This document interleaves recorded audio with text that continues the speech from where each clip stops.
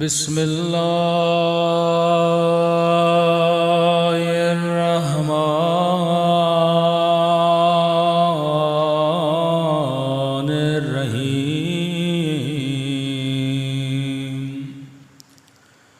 अल्हम्दुलिल्लाहि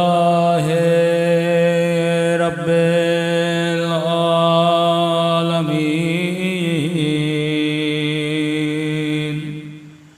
अल्हम्दुलिल्लाहि कमा हुवा अहलो। अस्सलातु वस्सलामु अला सय्यिदिल मुरसलीन व खातमिन नबिय्यीन अबिल क़ासिम मुहम्मद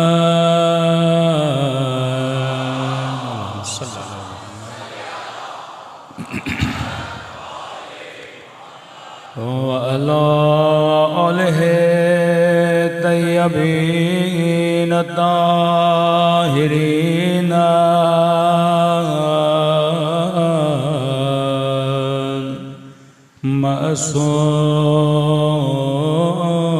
मासूमीन। सब मिलके दुआ इमाम ज़मान। अल्लाहुम्मा कुल्ले वलीकल हुज्जत इब्ने हसन सलवातुका अलैहि व अला फी हाज़िहि व फी कुल्ले वलियन व हाफ़िज़ा व क़ाइदन व दलीलन व ऐना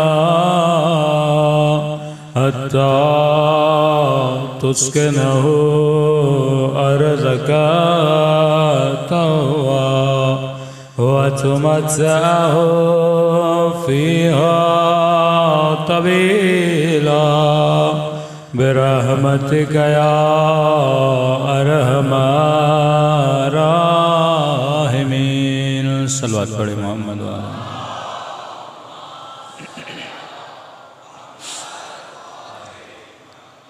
बिस्मिल्लाहिर्रहमानिर्रहीम। रब्बि इश्रह ली सदरी व यस्सिर ली अमरी वहलुल उक़दतम मिन लिसानी यफ़क़हू क़ौली। अम्मा बाद फ़क़द क़ाल सुब्हानहु व तआला हल अदुल्लुकुम अला तिजारतिन तुंजीकुम मिन अज़ाबिन अलीम तुमिनून बिल्लाहि व रसूलिहि व तुजाहिदून फ़ी सबीलिल्लाह बिअम्वालिकुम व अनफुसिकुम ज़ालिकुम खैरुन लकुम इन कुंतुम तालमून। सल्लल्लाहु अलैहि मुहम्मद व आले मुहम्मद।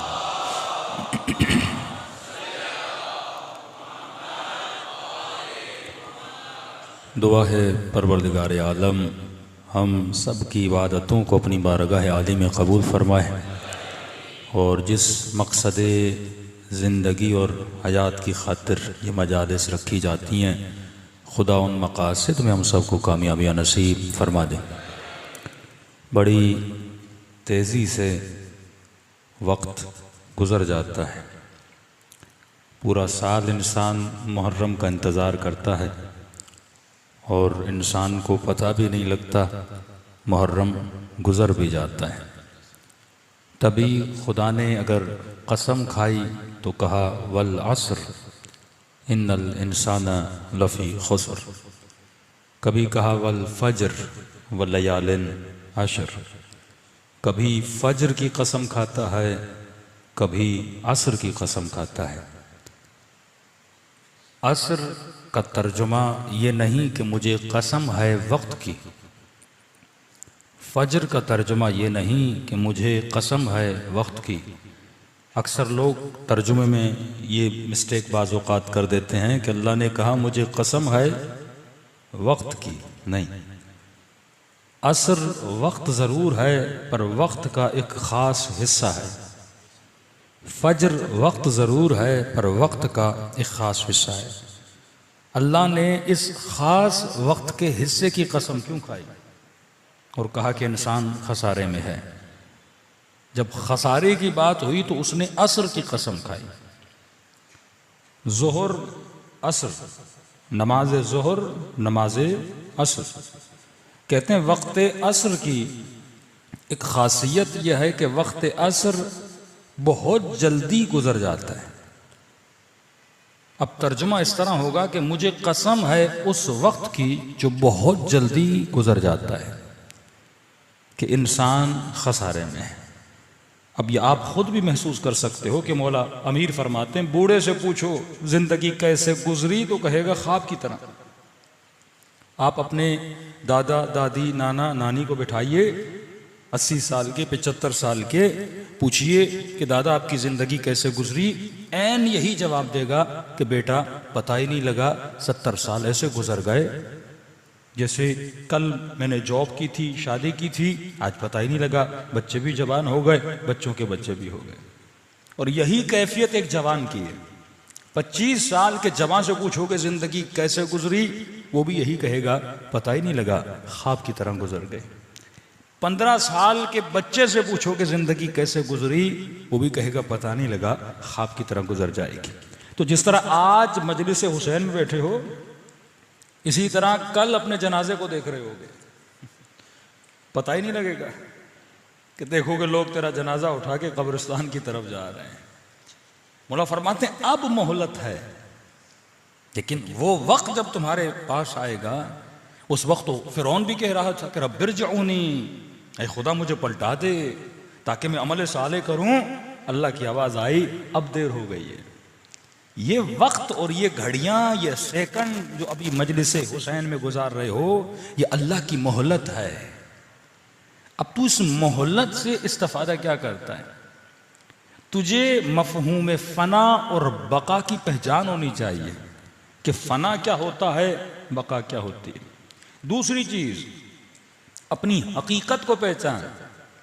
पहले खुद को अपने जिस्म से अलग समझ। अगर तू अपनी हकीकत अपने जिस्म को समझेगा तो सुबह से शाम तक तू किसकी ज़ेबो ज़ीनत के लिए लगा रहेगा? जिस्म की ज़ेबो ज़ीनत के लिए लगा रहेगा। लेकिन तूने अपनी हकीकत अगर रूह को समझ लिया, जिस्म फना होगा, रूह को खुदा बका देता है। जिस्म के लिए जो करेगा उसकी एंड फना है, रूह के लिए जो भी करेगा उसकी इंतहा क्या है? बका है। कि मैंने इमाम हुसैन का ये जुमला कोट किया था, कई मरतबा मजालिस में कर चुका हूँ, शायद दूसरी या तीसरी मजलिस में, कि इमाम से पूछा गया मौला लज्जत जिस्मानी और लज्जत रूहानी में फ़र्क क्या है? तो इमाम ने कहा जिसे खाना खाकर मज़ा आए ये लज्जत जिस्मानी है, और जिसे खाना खिलाकर मज़ा आए ये लज्जत रूह की लज्जत है। अब दोनों लज्जतों में फ़र्क क्या है? एक हफ्ता पहले खाना खाओगे, याद भी नहीं रहेगा कि मैंने क्या खाया था, लेकिन 1 साल पहले किसी यतीम की मदद की हो, किसी गरीब की मदद की हो, 10 साल के बाद भी सोचोगे तुझे क्या आएगा? मजा आएगा। बंदा एक बार मसलन करबला गया है, वो ज़ियारत कभी जहन से निकलती नहीं है, क्योंकि वो रूह की लज्जत है। लेकिन 40 में कई खाने तुमने खाए होंगे, वो बंदा भूल जाता है, पर हुसैन की पढ़ी हुई ज़ियारत इंसान नहीं भूलता। हाँ, मजलिस इमाम हुसैन में कौन सी लज्जत मिलती है तुम्हें? जिस्म तो बेचारा बैठ बैठ के थक जाता है, कई लोगों को नींद आने लगती है। हाँ, जिस्म तो एक जगह जवाब दे देता है ना, लेकिन तेरे अंदर तलब है, इश्क है, जो मोर एंड मोर की डिमांड कर रहा है। जिस्म तो थका हुआ है, फिर तू क्यों बैठा है मजलिस इमाम हुसैन में? पाँव में छाले पड़ जाते हैं, फिर भी क्यों चल रहा है हुसैन की जरी की तरफ? जिस्म जवाब दे रहा है ना, चल चल के बंदे के पांव सूज जाते हैं। मतलब जिस्म कह रहा है कि मेरी हिम्मत खत्म हो गई, रूह कहती है कि तेरी हिम्मत खत्म हुई तो क्या हुआ, मेरी हिम्मत खत्म नहीं हुई। हाँ? रूह कभी थकती नहीं है, क्योंकि रूह प्यासी है रूहानी लज्जतों के लिए। अब तू इसे आदत दिला, जिस्म ऐसे आदी नहीं बनता। मासूम फरमाते कम अज कम 40 दिन इससे अच्छा शागिर्द बना। जिस्म आसाइश को पसंद करता है, जिस्म आसानियों को पसंद करता है, जिस्म लग्जरी लाइफ स्टाइल को पसंद करता है, जिस्म हमेशा चाहेगा एसी रूम में बैठा रहे, वो कभी गर्मी में बैठना पसंद नहीं करेगा। अब यहाँ कोई एसी तो नहीं है, लेकिन तुम फिर भी बैठे हुए हो। ये जिस्म की चाहत नहीं है, ये तेरी रूह की चाहत है कि तू मजलिस इमाम हुसैन में आया। इस चीज को डिफाइन कर। दूसरा ये कि तेरा जिस्म महदूद नहीं है, तेरा जिस्म महदूद है, तेरी रूह महदूद नहीं है। एक महसूस मिसाल दूं ताकि आप उसको महसूस करें। जब आपसे पूछा जाता है कि आप कितने साल के हो, कोई बोलता है 50, कोई बोलता है 30, कोई बोलता है 35, कोई बोलता है 40, ठीक है। लेकिन अंदर ही अंदर में खुद से पूछूं मैं कितने साल का हूं। 60 साल के बूढ़े को भी यही लगता है जब मैं 15 साल का था मैं वैसा ही हूं।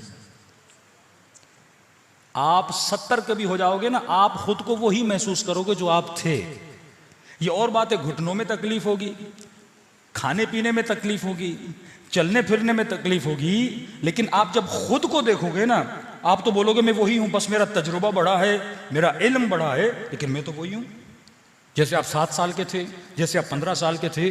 तो रूह में रद्द बदल नहीं आता।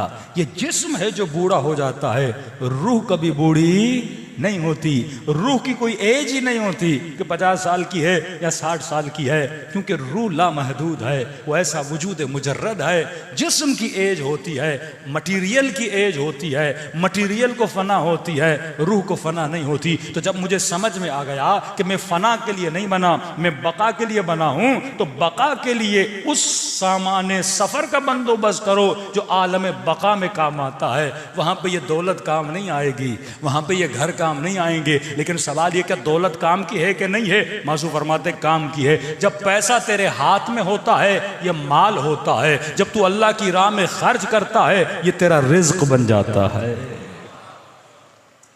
किसी के अकाउंट में 50 करोड़ हैं, कहा मौला ये माल है या रिज्क है? कहा माल है। कहा मौला रिज्क क्या है? कहा रिज्क वो है जितना वो खाता है। आप किसी सुफरे पे चले गए, 10 आम पड़े हुए थे सुफरे पर, मुर्गी पड़ी हुई है, चावल पड़े हुए हैं, ये सारा आपका रिज्क नहीं है। जितने लुक़मे आप उठा के शिकम में डालते हो वो आपका रिज्क है, जो बच गया वो आपका माल है। तभी फरमाते ना दाने दाने पे लिखा है खाने वाले का नाम। वो जो खाते हो वो तेरा रिज्क है, जो बच गया वो माल है। अब किसी ने सवाल किया कि मौला परवरदिगार आलम मसलन मेरी आमदनी बहुत ज्यादा है, जो मेरे खाने से ज्यादा, मेरे बच्चों के खाने से ज्यादा, मसलन महीने का खर्चा 2 लाख है, लेकिन अल्लाह मुझे 5 दे रहा है, कभी 7 दे रहा है, कभी 8 दे रहा है। अब 2 मेरा रिज्क है, जो 3 बचे वो क्या है? माल है। मतलब वो किसी काम का नहीं, उसको मैं आखिरत जो मैंने खाया वो तो मेरा रिज्क था, वो मेरा नसीब था जो मैंने खा लिया। अब का मौला अगर जो 3 बचा है जो मेरा माल है उसको रिज्क बनाऊं तो कैसे बनाऊं? कहा उसको किसी और की रोजी बना दे, वो भी तेरा रिज्क बन जाएगा।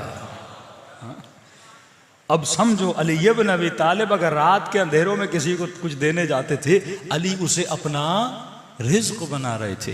जब तेरी सोच महदूद होगी तू कंजूस हो जाएगा, जब तेरी सोच लामहदूद हो जाएगी तो अपनी रूह की बका के लिए, आलम बरज़ख के लिए तैयारी करेगा। तो ये मत समझो इमाम हुसैन की मजलिस में 1 घंटा जो आकर गुजारते हो ये वक्त तेरा ज़ाया हो रहा है। नहीं, जिस वक्त में तू इल्म नाफे हासिल करता है, जिससे तेरे रूह को तहजीब मिलती है, ये तेरे लिए घंटा है, लेकिन आलम बरज़ख में ये हज़ारों घंटों में बदल जाता है। सलवात पढ़े मोहम्मद व आले मोहम्मद।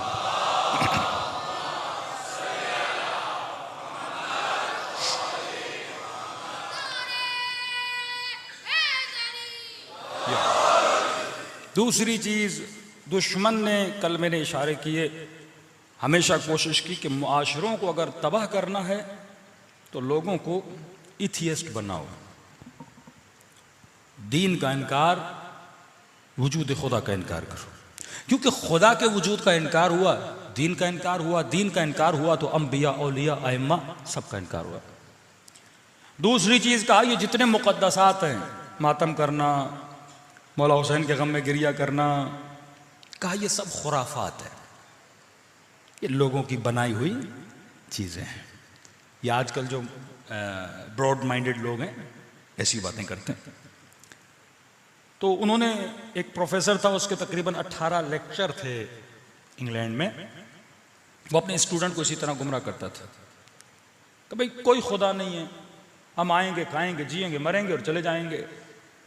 वजूद खुदा का इनकार। तो इसीलिए मासूमी ने फरमाया हर मोमिन के लिए ज़रूरी है कि वो कम से कम अल्लाह के वजूद पे कुछ दलीलें रखे, क्योंकि अगर आपकी फाउंडेशन मजबूत नहीं है, आपका घर मजबूत नहीं होगा। अहल बैत ने मुनाजरे किए वजूद खुदा पे, दहरियों से मुनाजरे किए वजूद परवरदिगार आलम पे। और मैं शुरू से बताता आ रहा हूं कि हर इंसान आशिक़े कमाल है या लामहदूद का आशिक है। तो अगर किसी चीज़ का तालिब है तो मतलूब का होना ज़रूरी है। अगर मेरे अंदर आम की डिमांड है तो आम का होना ज़रूरी है। अगर मुझे प्यास लगती है तो पानी का होना ज़रूरी है। अगर मुझे भूख लगती है तो खाने का होना ज़रूरी है। तो अगर मैं किसी ऐसी शय के पीछे हूं जो लामहदूद है तो किसी लामहदूद का होना भी ज़रूरी है। और मासूम फरमाते वो लामहदूद कौन है? वहदहू ला शरीक है, वो तेरा परवरदिगारे आलम है। इन्होंने बड़ी कोशिश की कि नौजवानों को दीन से दूर किया जाए। अब क्योंकि जो निज़ाम, दो निज़ाम है, एक निज़ाम तागूत, एक निज़ाम विलायत। तू किस निज़ाम का सिपाही बनना चाहता है? इमाम हुसैन करबला में एक बहुत बड़ी सिविलाइजेशन बनाने आए। करबला एक वाक़े का नाम नहीं है, करबला एक सिविलाइजेशन, एक तमद्दुन का नाम है। जिस सिविलाइजेशन में बच्चा भी है, जवान भी है, बूढ़ा भी है, मसीही भी है, सुन्नी भी है, शिया भी है, जिस सिविलाइजेशन की बुनियादें गैरत पर हैं, जिस सिविलाइजेशन की बुनियादें हया पर हैं, जिस सिविलाइजेशन की बुनियादें जज्बे ईसार पे कायम हैं, जिस सिविलाइजेशन की बुनियादें तस्लीम महज पे कायम हैं, जिस सिविलाइजेशन की बुनियादें रिजन रजा पे कायम हैं। निज़ाम तागूत भी एक सिविलाइजेशन रखता है, लेकिन निज़ाम, अब आप समझें, ये इमाम ज़माना हुकूमत बना रहे हैं, यहां पे एक हुकूमत यजीद बना रहा है। मौला की हुकूमत के पिलर क्या हैं और यजीद की हुकूमत के पिलर क्या हैं? अगर ये दो पिलर आप समझ गए, आपकी ज़िंदगी को एक जिहत मिलेगी, आपकी ज़िंदगी को एक डायरेक्शन मिलेगी कि अगर मैं इमाम ज़माना के निज़ाम में रहूँगा, मौला ऐसा क्या करेंगे, वो कौन सी जादू की छड़ी है जो इमाम ज़माना आकर लगाएंगे और दुनिया सुधर जाएगी। और कुरान में वहाँ पे हज़रत नूह कह रहे हैं, परवरदिगारा मेरी कौम पे अजाब नाजिल कर दे, क्योंकि मुझे यकीन है इस कौम का बच्चा भी पैदा होगा तो काफिर होकर पैदा होगा। इतना अल्लाह के नबी को यकीन कैसे हो गया कि जो बच्चा पैदा होगा वो चोर पैदा होगा, काफिर पैदा होगा? क्यों? क्योंकि जब इन्वायरमेंट काफराना हो जाता है तो उस जमीन में जो बच्चे पैदा होते हैं वो भी ऑटोमेटिकली काफिर बन जाते हैं। लेकिन जब इन्वायरमेंट अहले बैत अलैहिस्सलातु वस्सलाम वाला होता है तो उस इन्वायरमेंट में जो बच्चे पैदा होते हैं तो कोई बच्चा कासिम बन के उभरता है, कोई बच्चा अकबर बन के उभरता है, कोई बच्चा हजरत अब्बास बन के उभरता है। वो सिविलाइजेशन जो अहले बैत अलैहिस्सलातु वस्सलाम ने बताई, उस सिविलाइजेशन में जज्बे ईसार है। अगर कोई शिया जज्बे ईसार नहीं रखता, इमाम ज़माना की हुकूमत में कुछ भी नहीं कर सकता। जो इंसान कुर्बानी का जज्बा नहीं रखता, जो अपने जिस्म को कुर्बान करने का जज्बा नहीं रखता, जिस खातून में सुबात कदम नहीं है, जिसका ईमान सैयदा ज़ैनब जितना मजबूत नहीं है, वो इमाम ज़माना के लश्कर में नहीं आ सकती, क्योंकि सिविलाइजेशन के कुछ पिलर्स हैं। अब इमाम ज़माना जो निज़ाम और हुकूमत बनाएंगे वो किस पर कायम होगा, और निज़ाम तागूत जो हुकूमत बनाता है वो किस पर कायम है? आज आप वेस्टर्न वर्ल्ड में जाते हैं, बड़ा नज़्म है, बड़ा ज़ब्त है, सफाई है, कानून है। चोरी इतनी आम नहीं जितनी आपके मुआशरे में। कभी सोचा उसने अपने मुआशरे को किस तरह नज़्म दिया? और क्या इमाम ज़माना भी वही आके करेंगे जो निज़ाम तागूत कर रहा है, या मौला के पास कोई और सिस्टम है और उनके पास कोई और सिस्टम है? आज जितने भी दुनिया के सिस्टम है वो नाकाम होते हुए नजर आ रहे हैं। एक पाकिस्तानी जब पाकिस्तान में आता है तो सिग्नल तोड़ देता है, लेकिन जब यूके जाता है, कनाडा जाता है, यूएस जाता है, रात के 2 बजे कोई गाड़ी नहीं होती, इंसान का बच्चा बन जाता है, सिग्नल के पीछे खड़ा हो जाता है। वही बंदा जब यहां आता है फौरन सिग्नल को तोड़ देता है। कभी सोचा वो वहां रुकता क्यों है, यहां क्यों नहीं रुकता? दो निजाम है ना। उस निजाम ने उसे इतना सीधा कैसे कर दिया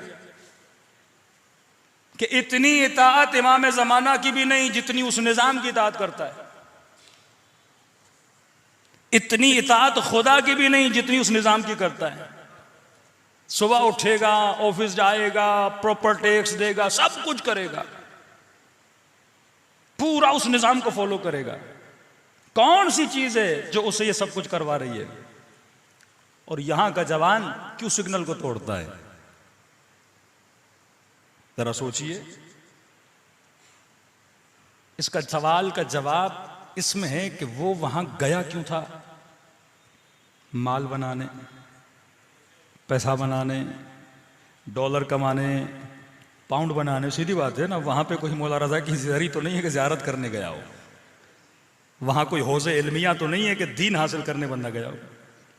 आप क्या हासिल, ज़ाहिर इंसान अपने माश की तलाश में निकलता है, अपनी इकोनॉमी को मजबूत करने के लिए निकलता है, कहते बच्चों के लिए अच्छी जिंदगी हो, लग्जरी लाइफ स्टाइल हो, वहां चला जाता है। लेकिन सिग्नल पे क्यों रुक रहा है? उसी माल की वजह से। क्योंकि उसे पता है पाकिस्तान में सिग्नल तोड़ूंगा, पुलिस वाला कितना भी फाइन लगा ले, 50 रुपए, 100 रुपए। वहां सिग्नल तोड़ेगा, 100 पाउंड देने पड़ेंगे, $150 देना पड़ेगा। गया क्यों था? माल कमाने। सिग्नल तोड़ेगा, नुकसान किसको है? माल को है। तो माल की बका के लिए इंसान बन जाता है, माल की बका के लिए सीधा हो जाता है। ये वो निजाम ताकूत है जो लोगों को कंट्रोल करते हैं। किसके जरिए? माल के जरिए। जो लोगों को बाअखलाक बनाते हैं, किसके जरिए? माल के जरिए। वो कहेंगे तुझे आसाइश देंगे, तुझे सब कुछ देंगे, लेकिन ये कवानीन इनको फॉलो कर। फॉलो नहीं किया, माल छीन लिया जाएगा। और वो गया भी माल के लिए था।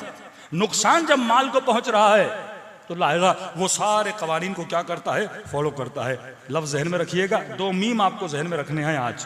पहला मीम, मीम माश। वहां गया था माश के लिए। इंग्लिश में बोले तो अपनी इकोनॉमिक को मजबूत करने के लिए, उर्दू में बोले तो अपनी इक्तिसादियात को मजबूत करने के लिए। तो वो जितने भी निजाम हैं, वेस्टर्न वर्ल्ड के जितने भी निजाम हैं, वो निजाम इकोनॉमिक बेस है। माश के बेस पे सारा निजाम खड़ा हुआ है। लोगों को कंट्रोल करते हैं माश के जरिए। अब जब निजाम माश के बेस पे चलता है ना, अखलाकियात वहां माना नहीं रखती। मिसाल के तौर पे उन्होंने लगा दिया, भाई जिस बंदे ने टैक्स नहीं दिया, टैक्स पेयर नहीं है, अगर तुम किसी बंदे की मनी लॉन्ड्रिंग को आकर बता दो, मसलन उसने घर में 1 करोड़ रखा हुआ है और उसने टैक्स नहीं दिया, अगर तुम बताओगे ना उसने कितना रखा है, हम तुझे 3% उसके पैसे का दे देंगे। अब उसने कहा ठीक है। अब उसे पता चला मसलन आगा साहब के घर में 1 करोड़ पड़ा हुआ है, अब का बता दो हुकूमत को, 3% मिल जाएगा। आगा साहब ने उसे घर बुलाया, चाय का कप पिलाया, कहा देख मैं तुझे 6% दूंगा। न बता ये क्या करेगा? 6 के पीछे जाएगा, 3 के पीछे। क्योंकि फिक्र सिर्फ माश कमाने की है, फिक्र सिर्फ माश को बचाने की है। तो इसे जहां ज्यादा पैसा मिलेगा ये उस चीज को क्या करेगा? फॉलो करेगा। जो ज्यादा पैसा देगा उस चीज की तरफ जाएगा। यही वो निजाम था जिसका मुकाबला करने हुसैन इब्न अली करबला में आए। यही वो चीज है जिसको इमाम ज़माना आकर तोड़ेंगे। आज जितनी दुनिया की हुकूमतें हैं और इंसानों को जो मेंटेन किया जा रहा है वो माल के जरिए किया जा रहा है। इफ्फतें खरीदी जा रही हैं माल के जरिए, गैरतें बेची जा रही हैं माल के जरिए, जवानों को अपनी तरफ अट्रैक्ट किया जा रहा है किसके जरिए? माल के जरिए। वही काम जो यजीद ने किया, वही काम जो इब्ने साद ने किया, वही काम जो अमीर शाम ने किया। अली माल की दावत नहीं देते थे, अली तकवा की दावत देते थे।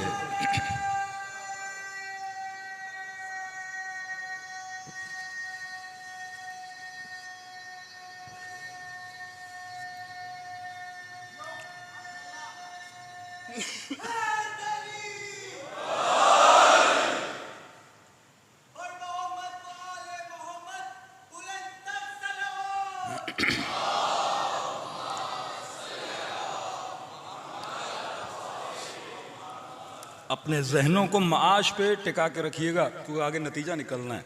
अगर जहन आपका हटा तो आप नतीजे तक नहीं पहुंचेंगे।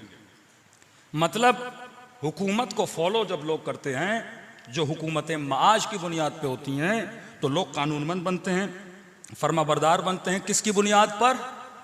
माश की बुनियाद पर। अब थोड़ा अपनी जिंदगी में आओ। इमाम के निज़ाम को मैं इसके बाद बयान करूंगा कि मौला अपनी हुकूमत किस चीज़ की बुनियाद पे बनाएंगे। मौला लोगों को किस तरह कंट्रोल करेंगे कि बंदा सिग्नल पे रुक जाए। मौला फाइन नहीं लगाएंगे, किस तरह कंट्रोल करेंगे लोगों को। अब अपनी जिंदगी में आओ कि तुम्हारी सोच भी माश वाली है या नहीं है। मेरे घर में मेरी बेटी का रिश्ता आया, मैंने सबसे पहले किस चीज को देखा? माश को। मतलब मैं भी उसी निजाम तागूत का एक हिस्सा हूं। नाम हुसैन का ले रहा हूं, पर जो दिमाग मेरा चल रहा है वो किसके मुताबिक है? निजाम तागूत के मुताबिक है। मेरे डिसीजन का बेस क्या है? माश है। और नबी के घर में जहरा का रिश्ता आया। खुदा की कसम, अगर माश देखना होता तो नबी अली को बेटी न देते। जो ज़रा बेच कर अपना हक महर लाए, जो बेटी को यह वसीयत करे कि बेटी कुछ ऐसा न मांगना कि अली दे न सके, शोहर को शर्मिंदा न करना। उन्होंने रिश्ते न माश की बुनियाद पे दिए, न रिश्ते माश की बुनियाद पे लिए। इस्लाम जैसे आया, न गरीब न अमीर, नारा एक ही बुलंद किया, इन्न अकरमकुम इंदल्लाहि अतकाकुम। अल्लाह के दरबार में यार माश नहीं है। तो फिर निमरूद बहुत पैसे वाला था, कारून बहुत पैसे वाला था। आज हमारी सोचे क्या है? हम दिल में इज्जत और एहतराम किसका करते हैं? हम सब के अंदर शिर्क खफी मौजूद है। मासूम फरमाते हैं, अगर कोई बंदा तुम्हारे सामने से गुजरे और वो तुझे सलाम करे, तू उसे जवाब दे। एक आम सा आदमी आपके सामने से गुजरा, उसने कहा जनाब सलाम अलैकुम, मतलब आपने देखा सलाम नहीं किया, आपने कहा उसे करने दो। उसने सलाम किया, आपने जवाब दिया। इतने में एक अमीर आदमी, ऑफिसर साहब, बड़ी पोस्ट वाला, अच्छे माश वाला, जब तेरे सामने गुजरा, आपने आगे बढ़ के कहा सलाम अलैकुम साहब। क्यों? क्योंकि वो अमीर है। मौला फरमाते ये मुशरिक है, अल्लाह की इबादत में शरीक कर रहा है किसी को, उसके माल की वजह से। मैं दोस्त किसको बनाता हूं? सबसे पहले दोस्ती में किस चीज को देखता हूं? ये बीमारी हमारे मौलवियों में आ गई है। बड़े बड़े लोगों से रवाबित रखना, पैसे वाले लोगों से रवाबित रखना, फासिक व फाजिर सियासतदानों से रवाबित रखना, जो अल्लाह की इताअत न करें उन लोगों से रवाबित रखना। एक गरीब की फोन जाए, उसके घर में मजलिस न पढ़ना, पर अमीर की फोन आ जाए, बंदा दौड़ा दौड़ा चला जाए। मतलब मेरी निगाह भी कौन सी है? माश की निगाह है। फिर मुझ में और ये फिस्क व फुजूर के जो निज़ाम में अंदर जिंदगी गुजारे, उसमें फ़र्क क्या हुआ? इमाम ज़माना का निज़ाम कौन सा निज़ाम है?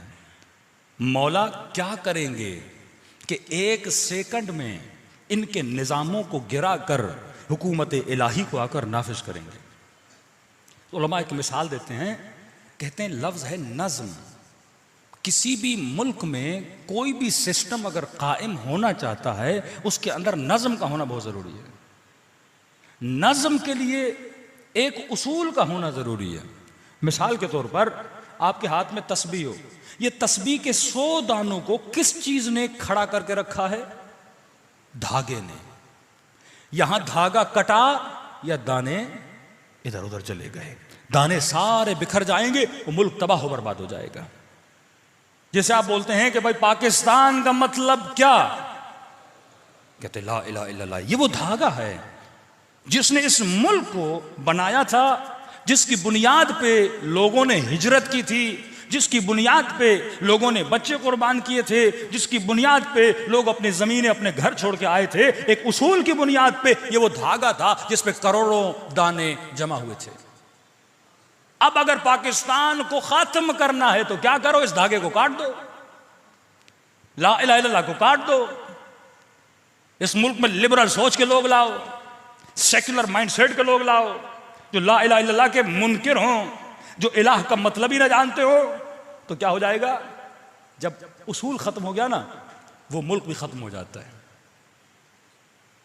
अमेरिकन वजीर खारजा ने कहा हमने बड़ी कोशिश की कि ईरान पे हमला करें और ईरान को खत्म करें, का कामयाब नहीं हो सका। उसने कोई बात नहीं, ईरान जिस नजरिए पे बना है उस नजरिए को खत्म कर दो तो ईरान खुद ब खुद इनकलाब खत्म हो जाएगा। इनकलाब नजरिए पे खड़ा है ना। नजरिया क्या है? हुकूमत इस्लामी। हुकूमत इस्लामी का मतलब क्या कि नौजवानों को बातक़वा बनाना है, नमाजी बनाना है, खवातीन को बाहिजाब बनाना है, जो सीरत अहले बैत पे चलें, इमाम ज़माना के सिपाही बनाएं। अब इनके दीन को इनके वजूद से निकाल दो। इतनी बेदीनी फैलाओ ईरान में। अब जाहिर है फिर मौलवी करेगा क्या? जब पूरी आवाम बेदीन बन जाएगी, इनकलाब की वैल्यू खत्म हो गई, फिर खोखला इनकलाब बाकी रह जाएगा। आज तक बीबीसी ने उर्दू में कोई चैनल नहीं बनाया।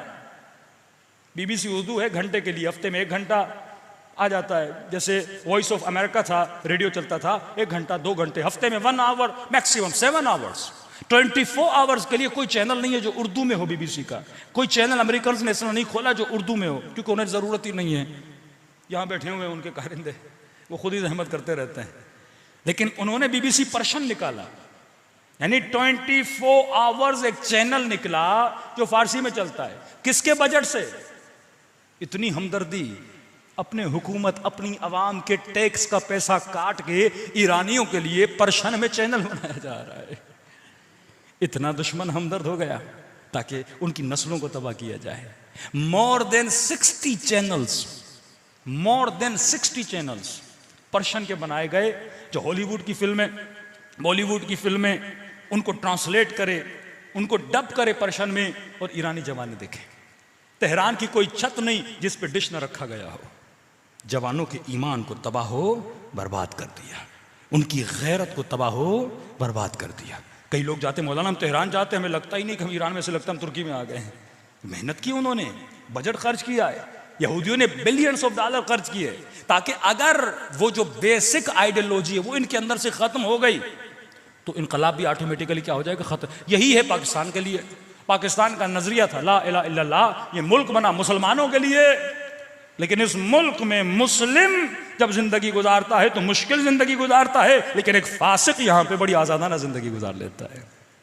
एक चोर के लिए मुल्क बड़ा महफूज है, क्योंकि मकसद खत्म हो गया।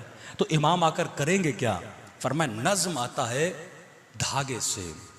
धागा कोई भी हो, ये धागा 100 दानों को उठाता है, खड़ा करता है। इमाम ज़माना जब आएंगे, आते ही इस धागे को काट देंगे। धागा कटा तो नज़्म बिखर गया, सारी हुकूमतें गिर जाएंगी। अब सवाल ये है, फिर मौला इन दानों के अंदर कौन सा धागा डालेंगे? निज़ाम विलायत किस धागे पे खड़ा है? हुकूमत इमाम ज़माना किस धागे पे खड़ी होगी?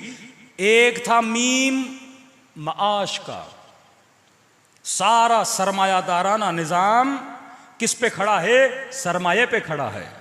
लोग सरमायादाराना निज़ाम को क्यों पसंद करते हैं? क्योंकि वो निज़ाम मुझे पैसा देता है, वो मेरी इकोनॉमिक को मजबूत करता है। लेकिन इकोनॉमिक को मजबूत करने के नतीजे में मुझसे क्या लेता है? मेरी गैरत को लेता है, मेरे हया को लेता है, मेरे हिजाब को लेता है। इस सरमायादारा निज़ाम में अगर कोई खातून किसी चैनल पे जाके वहां पे न्यूज़ पढ़ना भी चाहे तो ये बोला जाता है आ जाओ सरमायादारा निज़ाम में, लेकिन शर्त यह है अपने सर से दुपट्टा उतार दो। अगर कोई जवान इस निज़ाम में जाके काम करना भी चाहता है, मेयर बनना, मसलन ये जो इंग्लैंड में मेयर बना है तो मुस्लिम, लेकिन सारा अंग्रेज है, शराब भी पीता है, सुअर भी खाता है, अंग्रेजों के साथ बैठता भी है। कि हमें तुम्हारे नाम से मसला नहीं है, हमें तुम्हारी दाढ़ी से मसला नहीं है, हमें तुम्हारी मस्जिद जाने से मसला नहीं है। मस्जिद भी जाओ, मंदिर भी जाओ, मस्जिद भी जाओ, शराब भी पियो, यानी सारे काम एक साथ करो, जिसे प्लुरलिज्म बोला जाता है। यानी दीन को भी राजी करो, अल्लाह को भी राजी करो, शैतान को भी राजी करो। मौला हुसैन फरमाते नहीं, दीन दीन जबान की चटखारी का नाम नहीं है कि तुम मजा लेता रहे।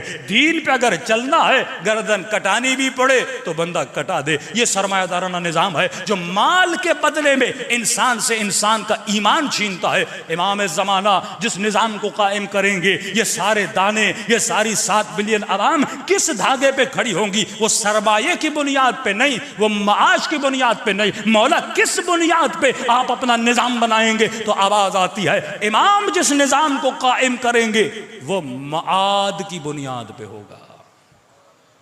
2 मीम जहन में याद रखना, माश और माद।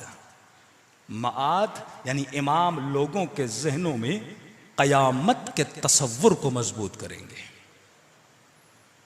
कि अगर ये रात के अंधेरे में भी खड़ा हो जाए, ये कैमरा की आंख से न डरे, रब की आंख से डरे। अगर किसी सिग्नल पे कैमरा न लगा हो तो बंदा सिग्नल तोड़ देता है। उसे पता है कैमरा देख नहीं रही, फाइन कटेगा नहीं, सिग्नल को तोड़ दिया।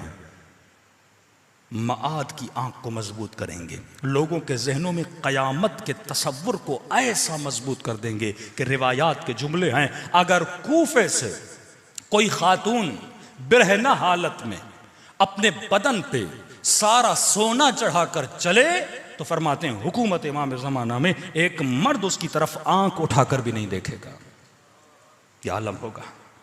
फरमाया अगर कोई अमीर हाथों में सोना जेवर माल लेकर गलियों में आवाजें देगा, हे कोई मुझसे ज़कात लेने वाला, कोई नहीं होगा उससे ज़कात लेने वाला।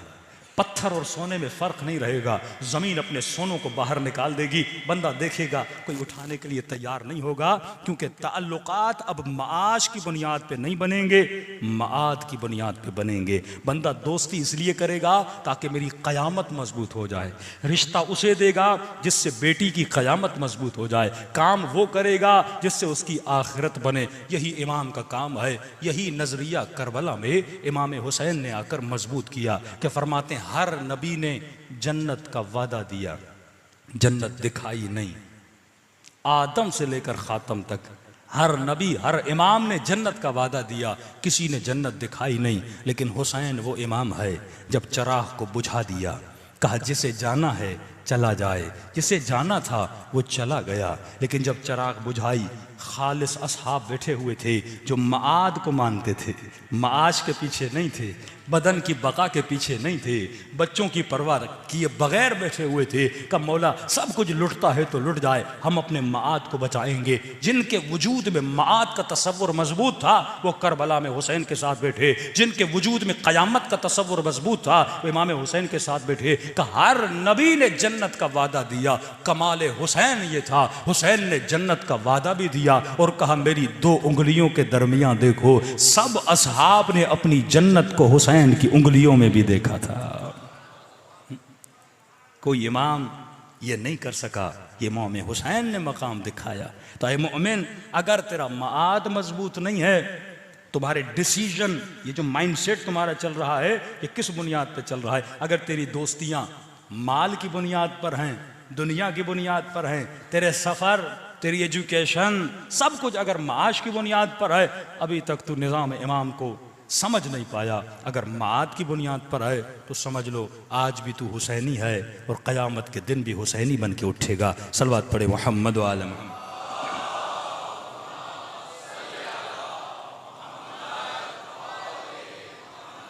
बारह दीगर सलवात पढ़े मोहम्मद व आले मोहम्मद।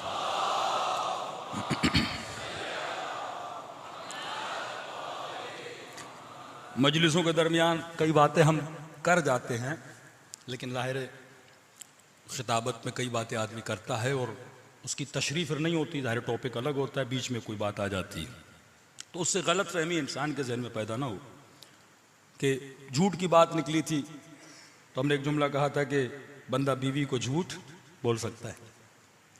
किसी मोमिन ने मैसेज किया, मौलाना अब बीवी को कौन कौन से झूठ बोल सकते हैं? हाँ, तो मतलब सारी मजलिस नहीं सुनते, जो काम की बात है वो ले लेते हैं। तो घर से फ़ोन आया हमें, अब ज़ाहिर है वो डेली टीवी पे मजलिस चलाते हैं, हमारा बेटा 6-7 साल का, वो भी देखता है। तो कहा वो आपने उस दिन मजलिस पढ़ी, वालिदैन पे ये है कि बच्चों की शादी जल्दी करवाएं। तो मैंने कहा आजकल के बच्चे इतने तेज़ हो गए कि पूरी मजलिस छोड़ के वो ये पूछ रहा है, बाबा ने कहा शादी जल्दी करवाओ, तो आप हमारी शादी कब जल्दी करवा रहे हैं। तो आज की नस्लें भी इतनी तेज़ हो चुकी हैं, बच्चे भी इतने तेज़ हो चुके हैं। ये नबी खुदा की हदीस है कि चंद जगहों पे झूठ बोलना जायज़ है, जान बचाने के लिए, किसी की जान बचाने के लिए, दो मोमिनों में सुलह कराने के लिए। जैसे गीबत हराम है, अशद्दु मिन ज़िना है, लेकिन चंद जगहों पे गीबत जायज़ है। कैसे? मसलन एक आदमी बिजनेस करना चाहता है, वो आपसे आके पूछता है भाई मौलाना के साथ बिजनेस कर रहा हूँ, मौलाना कैसे आदमी है। अब आपको पता है मौलाना 6-7 के पैसे खा चुके हैं अभी तक, हाँ, और आप बोलो नहीं मैं गीबत नहीं करता, भाई तेरी मर्जी कर न कर। कहते नहीं, यहाँ पे गीबत करना जायज़ है, एक आदमी को नुकसान से बचा रहे हो। एक आदमी आपसे कहता है मैं बेटी की शादी करवा रहा हूँ, फलां लड़का रिश्ता लेकर आया है, आपका बेटा उसके साथ पढ़ता है, आप बताइए कैसा आदमी है। आप बोलो नहीं मैं तो बड़ा मोमिन हूँ, मैं गीबत नहीं हुस्न ज़न करूँगा, बहुत अच्छा लड़का है। तो कल उसकी शादी हो गई, उस बेचारे की ज़िंदगी बेटी की तबाह बर्बाद हो गई। इन मसलों में जहाँ बिजनेस का मसला है, रिश्ते का मसला है, किसी मोमिन के नफ़े नुकसान का मसला है। एक बंदा सफ़र पे जा रहा है, आपसे पूछता है ड्राइवर कैसा है भाई, आप बोलते नहीं मैं गीबत नहीं करता। आप पहले जा चुके, उसको रास्ते में नींद आ गई और गाड़ी कल्टी हो गई, आप बोलोगे मैं गीबत नहीं करता, वो मोमिन की तुम जान ले रहे हो। तो ऐसी जगहों पे गीबत की क्या है? इजाज़त है, जहाँ अक्ल और शरा इजाज़त दे। बिल्कुल इसी तरह जो झूठ है, झूठ तो वैसे गुनाह है, बदतरीन गुनाहों में शुमार होते हैं। मासूम फरमाते हमारा शिया कभी झूठ नहीं बोलता। बीवी की बात आई कि बीवी को कहाँ झूठ बोला जा सकता है। अब ये नहीं कि मौलाना ने बोल दिया झूठ जायज़ है तो अब डेली घर पे जाओ तो झूठ ही बोलते रहो। वो देर करके क्यों आए, झूठ बोल दो मीटिंग में था, आज देर करके क्यों आए, मजलिस में था, फिर देर करके क्यों आए, दुआए कुमैल में था, बाद में पता चले दोस्तों के साथ बंदा घूमने गया था। सारे शख्सियत आपकी ख़राब हो जाएगी। झूठ जो बीवी से भी झूठ बोला जाता है वो भी वहाँ पर है जहाँ पे मसलन मियाँ बीवी में झगड़ा हो जाता है। आपको पता है इस बात के बताने से बहुत हंगामा खड़ा हो जाएगा, वहाँ पे आदमी क्या कर लेता है, नीयत इस्लाह से झूठ बोल लेता है। दूसरी कहाँ पे झूठ बोला जा सकता है? छठे इमाम, इमाम जाफर सादिक,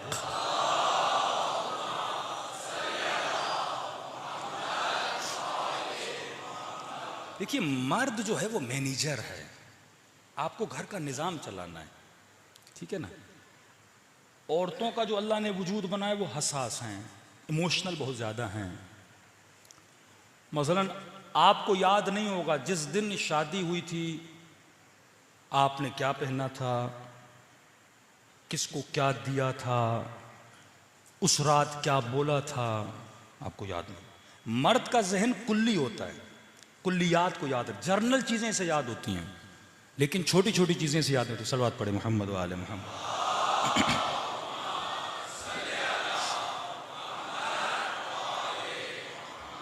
लेकिन छोटी छोटी चीज़ें ख़वातीन को याद रह जाती हैं। मतलब आपको याद नहीं होगा कि 10 साल पहले क्या हुआ था शादी में, लेकिन ख़वातीन से पूछेंगे उन्हें छोटी छोटी चीज़ें याद रह जाती हैं। अब इमाम के पास एक शख्स आया, कहने लगा कि मौला मेरी बीवी अक्सर मुझसे नाराज़ रहती है। तो इमाम ने कहा आज तक तूने उसे कोई गिफ्ट हदिया लेकर दिया? कहा नहीं मौला। कहा आज तक ये बोला है कि तुम उसे पसंद करते हो? अब मर्द कैसे बोले ये जुमला, और यहाँ तक इमाम ने बोल दिया। और वो थोड़ा इमाम से कई ऐसे असहाब थे, फरमाते कुछ ऐसे लोग थे जो ऐसे जुमले बोलते थे कि अहले बैत के चेहरे पे मुस्कुराहट आ जाती थी। तो उसने कहा कि मौला अगर पसंद ना हो तो इमाम ने कहा यहाँ झूठ बोलना जायज़ है। अगर कोई पसंद नहीं भी है, अगले बंदे के दिल को खुश करने के लिए बोलने में कोई हर्ज नहीं है। तो हर शय में बीवियों से झूठ न बोला करें। जहाँ पे मुसालियत बंदे की हो जाती है, फितनों से बचा जाता है, झगड़ों से बचा जाता है, तो वहाँ इंसान बोल सकता है। सलवात पढ़े मोहम्मद व आले मोहम्मद।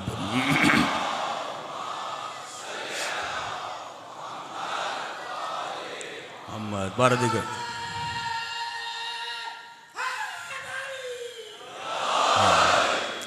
तो ये दो धागे हैं जिनको समझने की ज़रूरत है। जो सिविलाइजेशन ऑफ इमाम ज़माना है वो माआद के धागे पे खड़ी है, और जो सिविलाइजेशन शैतान और तागूत के निज़ाम की है वो किस धागे पे खड़ी है? वो माश के धागे पे खड़ी है।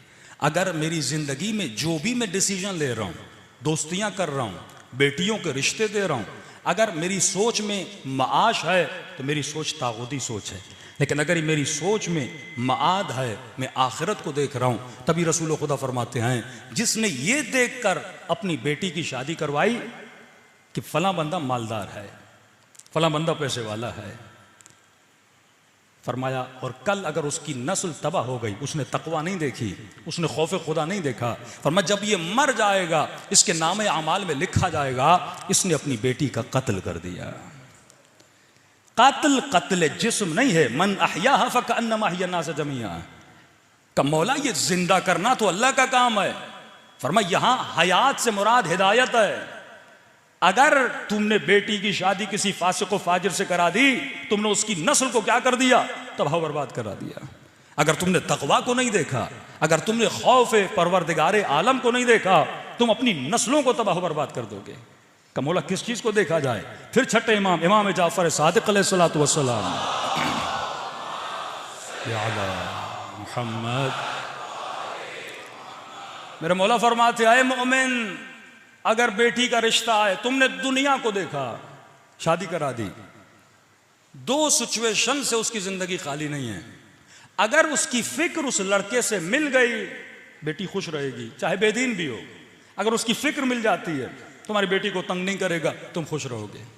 लेकिन अगर वो बेदीन है, उसकी फिक्र तुम्हारी बेटी से नहीं मिली, उसकी जहनियत तुम्हारी बेटी से नहीं मिली, तो क्या होगा? वो तुम्हारी बेटी पे हाथ उठाएगा, उसे मारेगा, तुम्हारी बेटी अजियत में आ जाएगी, उसे तलाक दे देगा, उसे तंग करेगा। लेकिन इमाम फरमाते हैं अगर तू किसी मुत्तकी से, खौफ खुदा रखने वाले को अपनी बेटी देता है, तो फिर भी फरमाते सिचुएशन दो चीजों से खाली नहीं है। अगर उसकी जहनियत नहीं मिली, या मिल जाएगी या नहीं मिलेगी। अगर जहनियत मिल गई तो बेटी खुश रहेगी, लेकिन अगर उसकी जहनियत उसके साथ नहीं मिली, क्योंकि वो आदमी बा तकवा है, वो कभी भी तुम्हारी बेटी का हक जाया नहीं करेगा, फिर भी तुम्हारी बेटी क्या रहेगी? खुश रहेगी। तो हमें सोचना चाहिए हम अपनी जिंदगी में जो डिसीजन लेते हैं वो किस बुनियाद पर लेते हैं। दूसरी चीज, ये भी एक सवाल आया खवातीन की तरफ से। माशाल्लाह खवातीन थोड़ी जल्दी नाराज भी हो जाती हैं कि मौलाना आप हमें बहुत टोकते हैं, मर्दों को कुछ नहीं बोलते। तो हमने चंद सिफात बताई थी कि मर्द का सखी होना अच्छा है, औरत का सखी होना मासूम फरमाते हैं इंटरनल सखावत हो, लेकिन जब उसकी शादी हो जाती है, मर्द घर में नफका लाता है, अगर वो सखी हो जाए, शोहर का पैसा कभी भाई को दे, कभी बहन को दे, तो बेचारे मर्द को क्या बना देगी? गरीब बना देगी। इसी तरह फरमाते हैं कि शुजाअत मर्द के लिए अच्छी है, औरत का बुज़दिल होना अच्छा है। लेकिन इस चीज़ पे ज़रा गौर करिए, क्योंकि लफ्ज़ बुज़दिल एक मनफी तस्वुर आपके जहन में आता है ना, तो इंसान को बुरा लगता है कोई उसको बुज़दिल बोले। किस माना में? एक स्विट्ज़रलैंड में एक मोमिन थे, कहते मौलाना मेरी बेटी स्कूल जाती थी, तो स्कूल के जो प्रिंसिपल था उसने मुझे बुलाया और कहा कि आपकी बेटी बीमार है। मैंने कहा नहीं। कहा डिप्रेशन का शिकार है? मैंने कहा नहीं। कहा आपकी बेटी में कोई मसला तो है, आप इसका इलाज करवाएं। तो उसने कहा बेटी को कौन सा मसला है? कहा जब ये क्लास में बैठती है तो लड़कों के साथ सही कांटेक्ट नहीं बना पाती, दूर दूर रहती है। और हम साइकोलॉजी में पढ़ते हैं कि जो बंदा शर्मीला होता है उसके अंदर कॉन्फिडेंस नहीं होता। अब देखिए दो मेयार हैं, उनकी जहनीयत में जो चीज बुरी है वो इस्लाम में क्या है? अच्छी है। जो हमारे यहाँ शायद अच्छी मानी जाए, उनके यहाँ क्या मानी जाए? बुरी मानी जाए। कि आपकी बेटी बहुत शर्मीली है। अब शर्म बजाते खुद अच्छी सिफत नहीं है, कहां अच्छी हो जाती है और कहां बुरी हो जाती है, इसको मासूम डिफाइन करते हैं। फरमाया जहां शर्म अक्लन और शरअन सही हो, मसलन किसी खातून के लिए शरीयत का हुक्म यह है कि यह नामहरम से अपने ताल्लुकात को कम रखे, आई कांटेक्ट इसका नहीं होना चाहिए, ज्यादा नामहरम से बातें न करे, अपने फासले को क्या करे? महफूज करे। अब यहां पे अगर ये शर्माती है तो अक्लन और शरन इसकी शर्म क्या है? जायज है। लेकिन अगर कोई बंदा कुम से पढ़ के आया, नजफ से पढ़ के आया मौलाना साहब, और उसे बोला जाए मौलाना साहब 15 मिनट लोगों को हिदायत तो करिए कि मुझे शर्म आती है तकरीर करने में, ये शर्म अक्लन और शरन क्या है, जायज़ नहीं है, मजमूम है। यानी जहां पे अक्ल और शरा आपको इजाजत दे वो चीज जायज़ है।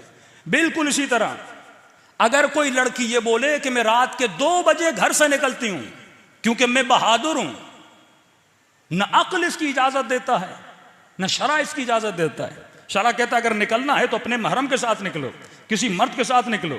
एक लड़का अगर रात के 2 बजे निकले उसे इतना खतरा नहीं है, लेकिन अगर लड़की निकलेगी उसे क्या है, खतरा है।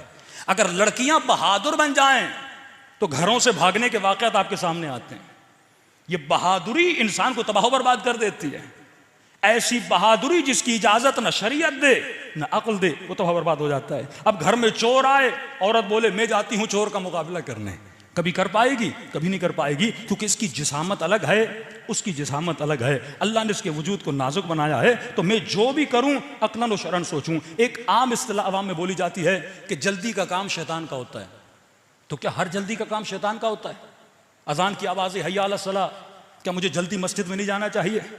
कोई मजलूम मुझे आवाज़ दे रहा है, मैं क्या उसकी मदद के लिए नहीं जाना चाहिए? कहीं कहीं पे अगर मैं नामहरम भी हूं तो नामहरम की मदद करनी चाहिए। मिसाल के तौर पर एक कोई खातून है, बारिशें इतनी ज़्यादा हो गई, बेचारी गटर में गिर रही है और कह रही है कि भाई मेरी मदद करो। अब ये बोले कि ठहरो मैं मौलाना से पूछ के आ जाऊं कि नामहरम हो, मैं तुम्हें हाथ नहीं लगा सकता। अब यहाँ पे तो जल्दी का जाना चाहिए ना। तो फरमाते जल्दी काम शैतान का है। कौन सा काम?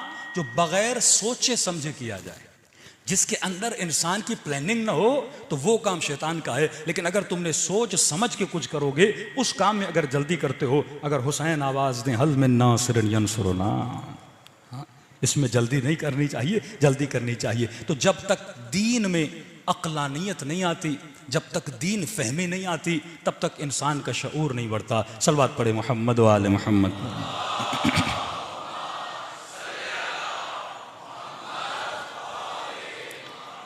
तो जब तक फिक्र इमाम हुसैन हमारे वजूद में नहीं आती, जब तक बातिन फिक्र आपकी ऐसी नहीं बनती जैसी इमाम हुसैन की थी, फरमाया इस मकतब में आने के लिए चंद सिफात का आपके वजूद में होना ज़रूरी है।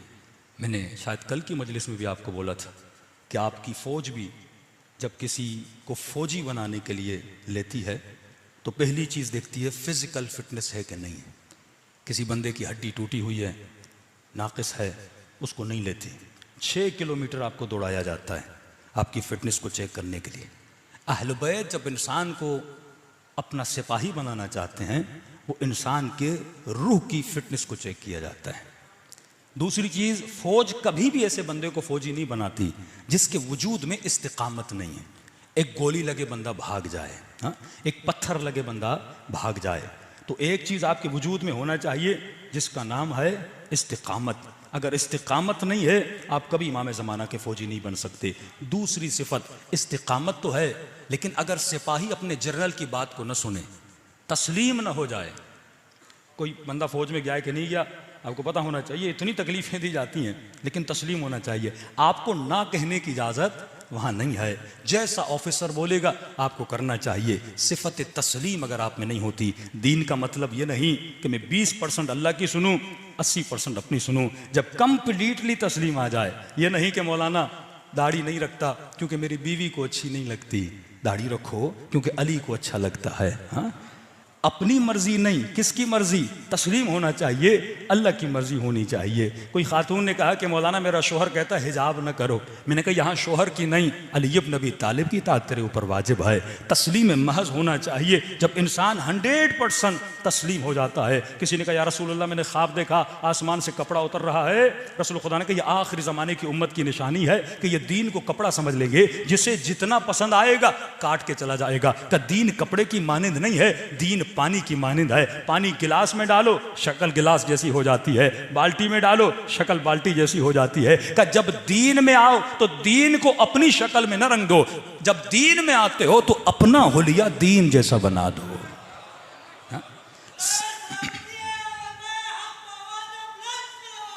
अल्लाह सल्लल्लाहु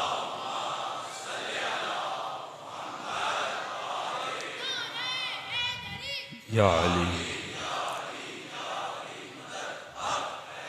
तभी फरमाया सिबगत अल्लाह वमन अहसन मिनल्लाहि सिबगा, कौन है जो अपने वजूद को रंग खुदा में रंग दे। करबलाई रंग में जब तक खुद को नहीं रंग देते, पहली सिफत सुबात, दूसरी सिफत तस्लीम महज होना चाहिए, जो खुदा ने कहा वो तुझे करना चाहिए, तीसरी सिफत जो करबला के शहीद की बारिश तरीन सिफत थी वो सिफत है सिफत अदब। अगर अदब नहीं तो ये मोमिन कैसा। हम समझते हैं सिर्फ अदब एक छोटा सा टॉपिक है, नहीं, सुफरे पे बैठने का अदब, बाप से बात करने का अदब, इमाम ज़माना से हम कलाम होने का अदब, मौला हुसैन की ज़ियारत से जाने से पहले का अदब। कई लोगों को मैंने देखा जो बेअदबी से इमाम हुसैन की ज़ियारत करते हैं, न गुस्ल करते हैं, न वज़ू करते हैं, न साफ़ कपड़े पहनते हैं। हुसैन की मजलिस में आओ तो बाअदब होकर आया करो, बावज़ू होकर आया करो, कपड़ों को पाक करके आया करो, ये अदब है। जिसका अदब जितना ज़्यादा उतनी मारिफत उसकी ज़्यादा हो जाती है। ये अदब इंसान को कहाँ से कहाँ पहुँचा देता है। ये वाक़या मैंने पिछले साल शायद सुनाया था, लेकिन सुनो, अदब करने की तौफीक अहल बैत इंसान को कितनी देते हैं। एक ईरानी जवान था, नाम इसका था रज़ा, इतना बेअदब था, कहता जब गुस्सा आता था तो मैं कभी अपनी माँ पर भी हाथ उठाता था। अब माँ बाप आपको पता है बच्चों को हिदायत करते हैं, आज ज़माना बहुत बिगड़ चुका है, निगाहें आलूदा, कान आलूदा, किरदार आलूदा। माँ बाप समझाते थे, लेकिन कहता मैं तंग आ गया डेली माँ बाप की हिदायत से। मैंने घर छोड़ा, तेहरान में एक फ्लैट लिया, उस फ्लैट में जाके मैं बस गया। अब डेली बेसिस पे ईरान में टैक्सी चलाना बड़ा आम है। ज़रूरी नहीं कि आपके पास पीली टैक्सी हो, आप कोई भी टैक्सी हो रोड पे चलाएं, लोग को उठाए, मुसाफिर कशी करें, अच्छी कमाई है इस चीज़ की। कहता मैं सुबह से शाम तक टैक्सी चलाता था, जो पैसे बचते थे उसको अय्याशी पे खर्च कर देता था। दोस्त आते थे, कभी जुआ खेलते, कभी कौन सा गुनाह, कभी कोई गुनाह, कोई मेरी ज़िंदगी में सरहद नहीं थी, हद नहीं थी। कहते मुहर्रम का महीना शुरू हुआ। अब बंदा कितना भी बुरा हो ना, कम से कम 10 दिन मुहर्रम में अच्छा बन जाता है। मतलब थोड़ा सा उसमें अदब भी हो ना, तो इन 10 दिनों में इमाम हुसैन का अदब ज़रूर कर देता है। कहता मैंने दोस्तों को फ़ोन किया, पहली मुहर्रम, दूसरी मुहर्रम, कोई दोस्त मेरे पास नहीं आया। रात को हमारी महफिल लगती थी, गुनाह की महफिल। दोस्तों को फ़ोन किया, भाई क्यों नहीं आ रहे, 2 दिन गुजर गए, 3 दिन गुजर गए।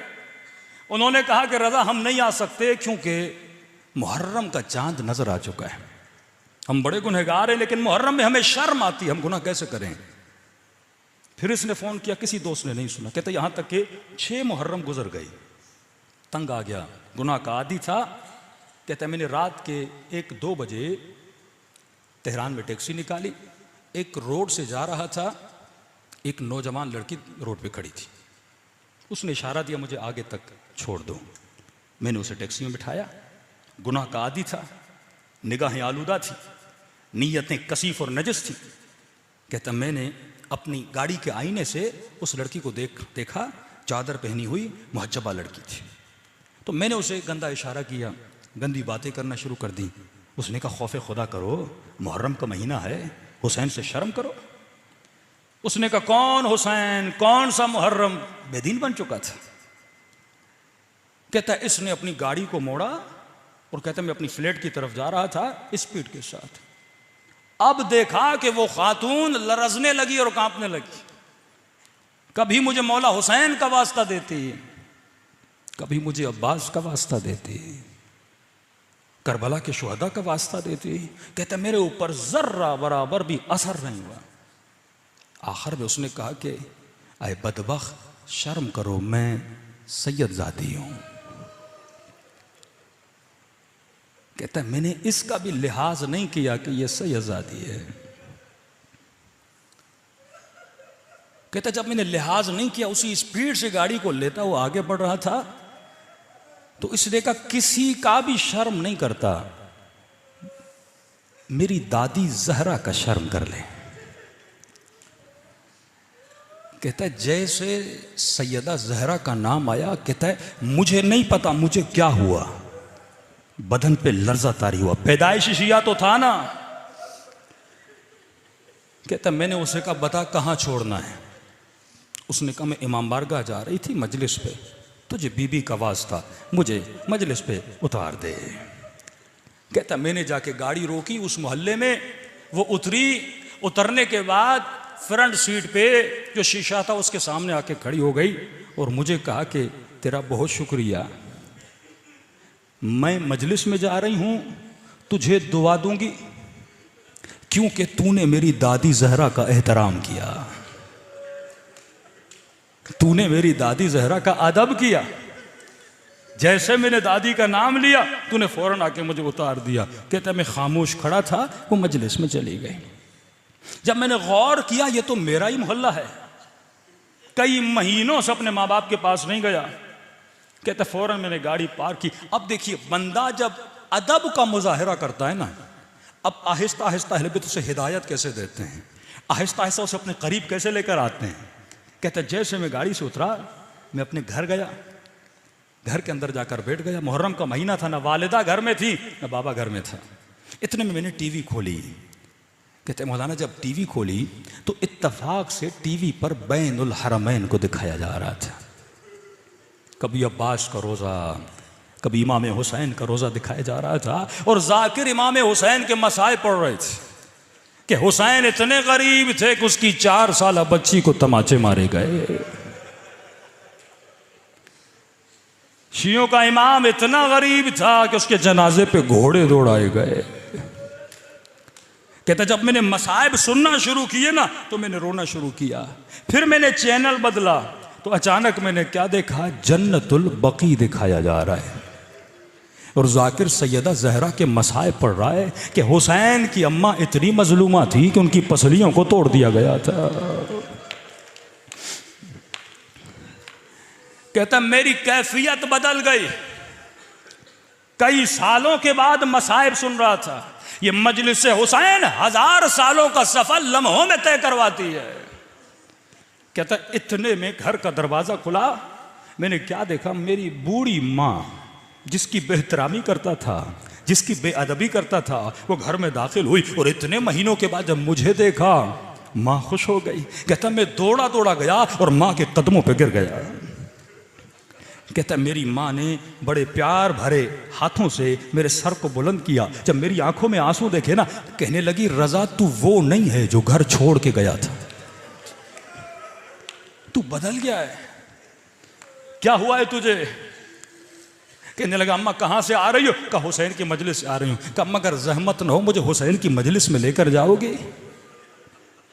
इसके मोहल्ले वाले कहते हैं जब इसने मजलिस में आना शुरू किया, इससे बड़ा नमाजी, इससे बड़ा मुत्तकी, इससे बड़ा परहेजगार उस दिन के बाद किसी ने नहीं देखा। कभी अज़ादारों की बर्तनों को धोता, कभी जूतियां बनाता, कभी मसाइब पे इतना रोता, किसी ने ऐसा रोता हुआ किसी को नहीं देखा। कहा 40 के दिन आए, काफिला बना।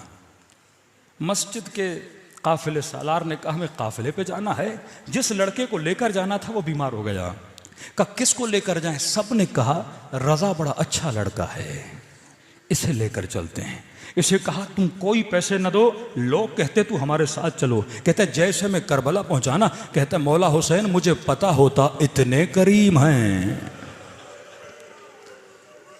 इतने जल्दी राजी हो जाते हैं मौला, मैं कब का आपके दरवाजे पे आ जाता।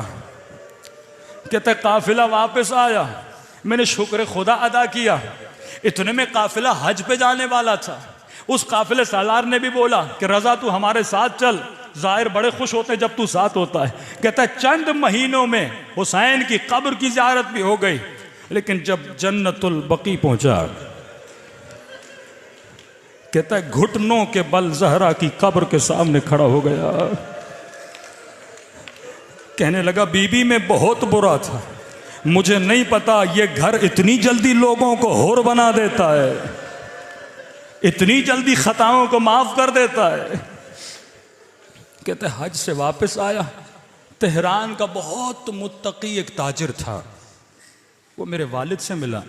उसने कहा कि मैं कई दिनों से देख रहा हूँ इस मोहल्ले में आपके बेटे से बड़ा कोई मुत्तकी नहीं है। अगर आप राज़ी हूँ, मैं चाहता हूँ अपनी बेटी की शादी इस जवां से कराऊं। कहता क़िबला मैं अपने बेटे की गारंटी नहीं लेता, चंद महीने हुए, नेक हुआ है, जाके उससे आप खुद बात करें। ये बूढ़ा आता है, कहता है रज़ा मैं तुझे कई महीनों से देख रहा हूं, तू नेक बन गया है, लेकिन एक शर्त पे अपनी बेटी दूंगा, आज के बाद हुसैन का दामन न छोड़ना। कहता है क़िबला अल्लाह मौत दे अगर मैं दामन हुसैन को छोड़ दूं। मैंने तो इनको पहचाना भी नहीं था कि कल आ जा बेटी का रिश्ता लेने। रज़ा फैमिली के साथ रिश्ता लेने गए। ईरान में रस्म है, जिस बच्ची का रिश्ता लेने जाते हैं वो बच्ची चाय लेकर आती है। कहते हैं बड़े अदब व हया से बैठा था। ये लड़की जब चाय लेकर आती है, ये चाय का कप उठाता है, उस लड़की की निगाह जब इसके चेहरे पे पड़ती है बेहोश होके गिर जाती है। वालिदैन उठा के कमरे में ले जाते हैं। होश में आती है तो ज़बां पे एक ही जुमला होता है, या ज़हरा। फिर बेहोश हो जाती है।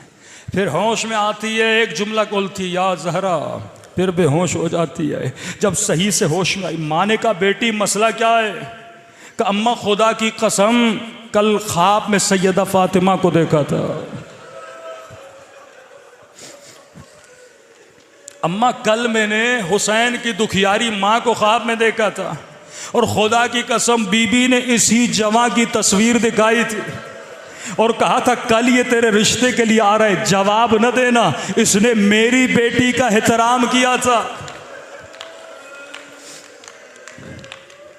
तू इसका एहतराम करना। क्या गुजरी होगी मौला हसन पे जब किसी बंद गली में किसी लई ने हसन की मां को मारा होगा।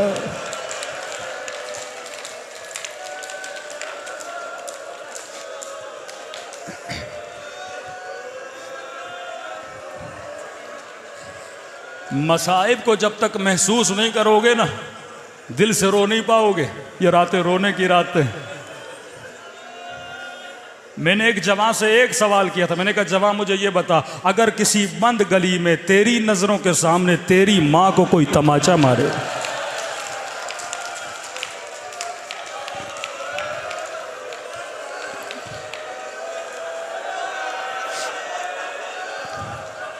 का मौलाना अल्लाह वो दिन मेरी जिंदगी में न लाए।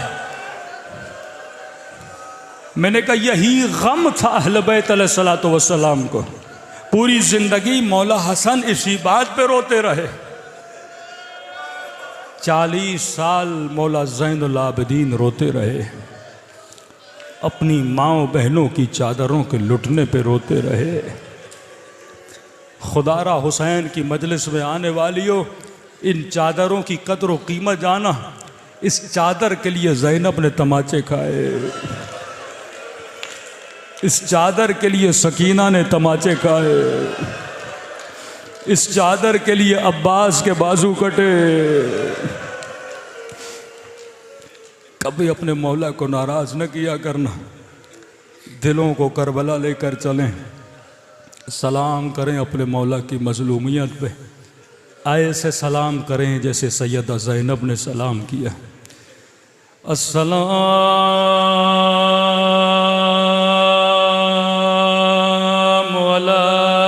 अलल हुसैन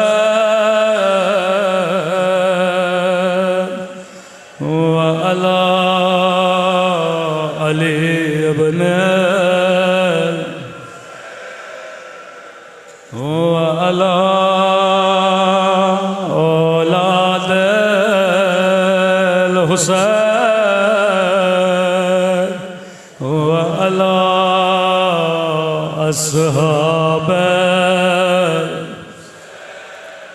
सब मिलके अस्सलाम अलल हुसैन व अला अली इब्न व अला औलाद हुसैन व अला अस्हाब हुसैन की सदा बुलंद हो, अस्सलाम अला हुसैन व अला अली इब्न व अला औलाद व अला अस्हाब। मेरा सलाम हो ज़ैनब की लुटी हुई चादर पे,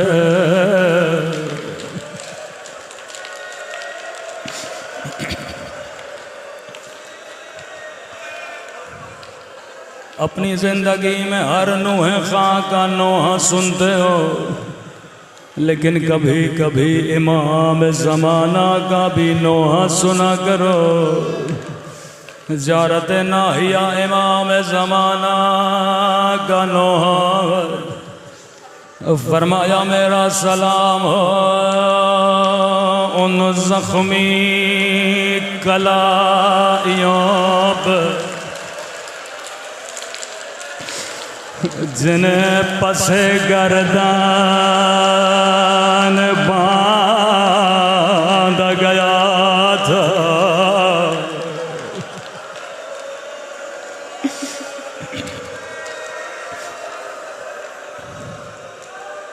अल्लाह आप सबको शाम की ज़ियारत नसीब कराए। मैं जिंदगी में एक मर्तबा शाम गया हूँ। जब शाम की बाजार से गुजरा था, मैंने कहा बीबी ज़ैनब, आज का शरीफ भी इस बाजार से नहीं गुजर सकता।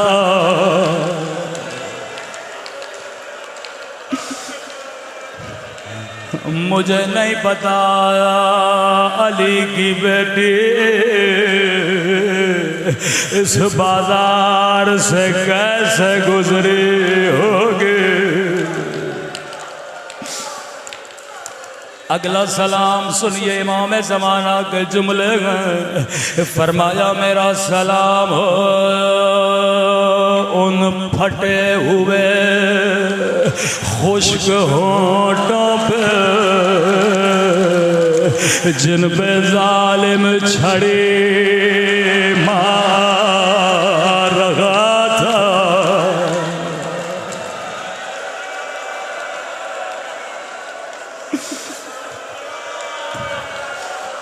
मैं कुर्बान इमाम ज़माना आपकी मजलूबियत पे, मौला यादार आपको पुरसा देने आए। मुझे नहीं पता करबला में है, नजफ में है, या शाम में नन्ही सी कब्र सकीना पे है, या जन्नतुल बकी में है, टूटी हुई कब्र ज़हरा पे।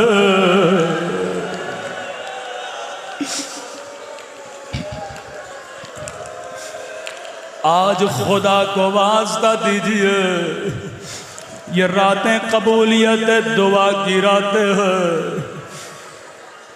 मेरा सलाम हो उस दर्द भरे मंजर पे, जब हुसैन ने घोड़े से उतर के दो कटे हुए बाजू उठाए, बाजुओं को चूम के कहा अब्बास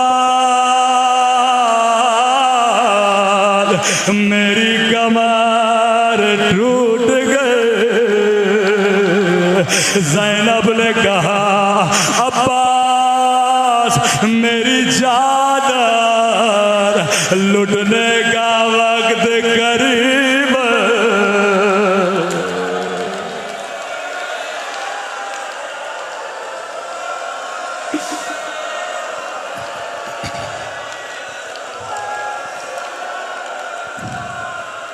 आए खुदा तुझे कटे हुए बाजुओं का वास्ता, आज कोई हाथ खाली न जाए।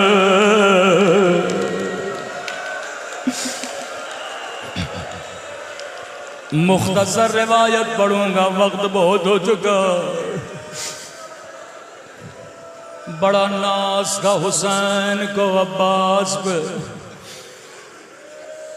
इमाम हुसैन की खिदमत में आए, मौला इजाजत दीजिए।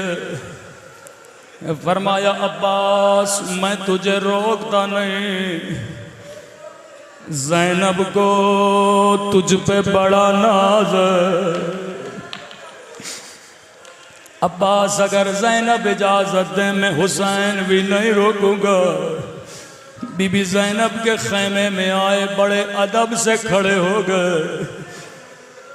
जिस तरह नमाजी मुसल्ले पे बैठता है, ऐसे जानों में अदब लगा के बैठे।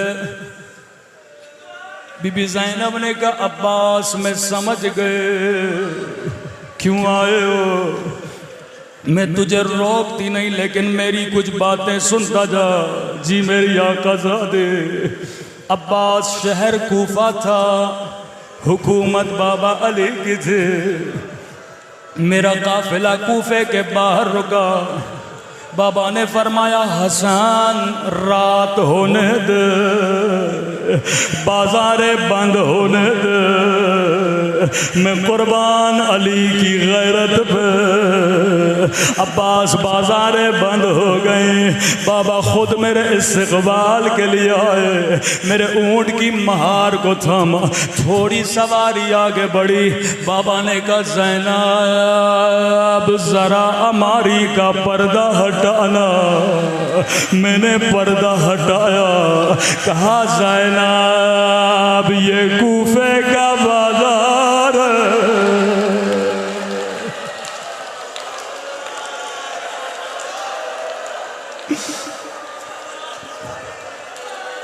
अब्बास मेरी समझ में कुछ भी नहीं आया। सवारी और आगे बढ़े। बाबा ने कहा ज़ैनब जरा अमारी का पर्दा हटाना। मैंने पर्दा हटाया, कहा ज़ैनब ये कूफे का चौक मेरी समझ में नहीं आया। मैंने कहा बाबा अगर बाजार दिखाने हैं हसन को दिखाइए, अगर चौक दिखाना है हसन को दिखाइए। बाबा बेटियों का बाजार हो से क्या, इतना कहना था मेरी सवारी बिठाए। बाबा के आंखों से आंसू जारी थे। कभी मेरे सर के बोझ से लेने लगे, कभी मेरी कलाइया झूमने लगे।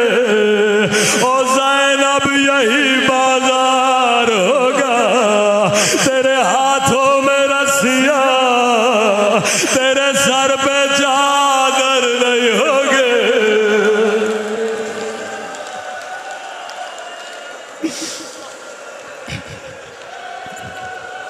अब्बास मैंने कहा बाबा पे इमाम इल्म गायब जानते।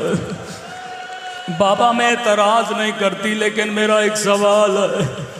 बाबा जिस बहन का भी एक भाई हो उसका भी कोई नाम नहीं लेता। बाबा अल्लाह ने मुझे 18 भाई दिए, अल्लाह ने हसन जैसा भाई दिया, अल्लाह ने अब्बास जैसा भाई दिया। बाबा ने कहा ज़ैनब उस वक्त हसन न रहेंगे, ज़ैनब उस वक्त हुसैन न रहेंगे। अब सुनेंगे बीबी ज़ैनब ने कैसे खुदा हाफिज किया। अब्बास खड़ा हो जा, दोनों बाहें भाई के गले में डाले, कहा खुदा हाफिज अब्बास, खुदा हाफिज अब्बास। अब मैं ज़ैनब समझ गए मेरी चादर लुटने का वक्त करीब है, मेरे हाथों में रस्सियां बदलेगा।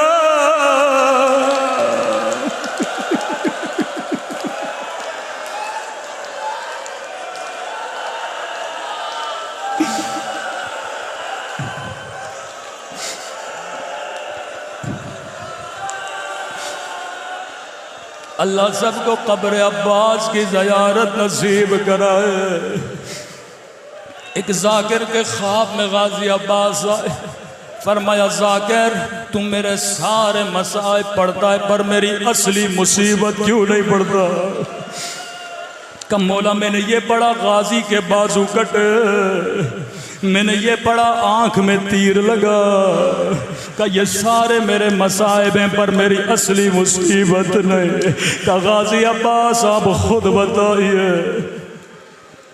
कहा अगर तेरी आंख में छेद भी चली जाए, तुझे पूरी पूरी रात नींद नहीं आते, जाकिर मेरे अज़ादारों को बता दो मेरे दोनों बाजू कट चुके थे, जालिम ने मेरी आंख में तीर मारा था, अगर बाजू होते मैं हाथ से तीर निकालता, लेकिन मेरे बाजू सलामत नहीं थे। मैंने सर को बड़ा हिलाया ताकि तीर निकले, लेकिन तीर न निकला। मेरा कद बड़ा था, मैंने घुटनों को ऊपर किया, तीर को घुटनों के दरमियान दिया। जैसे मैंने सर झुकाया, किसी जालिम ने मेरे सर पे गुर्ज मारा। आए मेरे जाकिर अज़ादारों को बता दे, करबला का जो भी शहीद जब घोड़े से गिरा उसके बाजू सलामत थे, लेकिन मेरे बाजू सलामत नहीं थे। मेरी आंख में तीर था, वो मैं चेहरे के बल ज़मीन पे गिरा।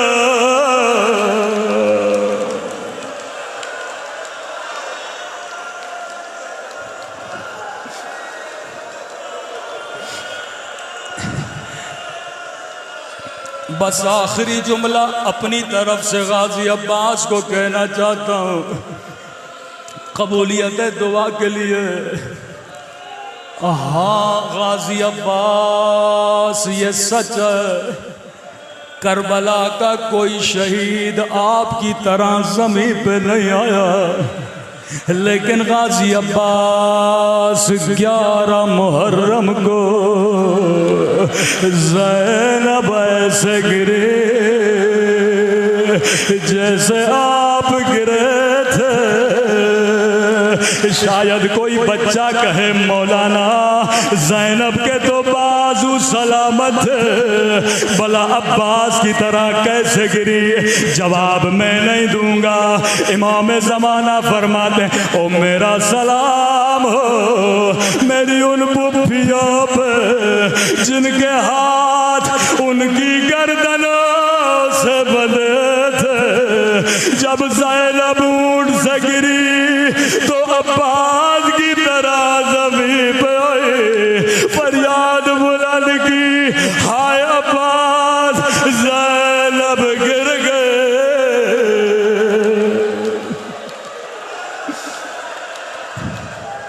अल्लाहुम्मा इश्फी सदर अल हुसैन बज़हूर अल हुज्जा मातम हुसैन।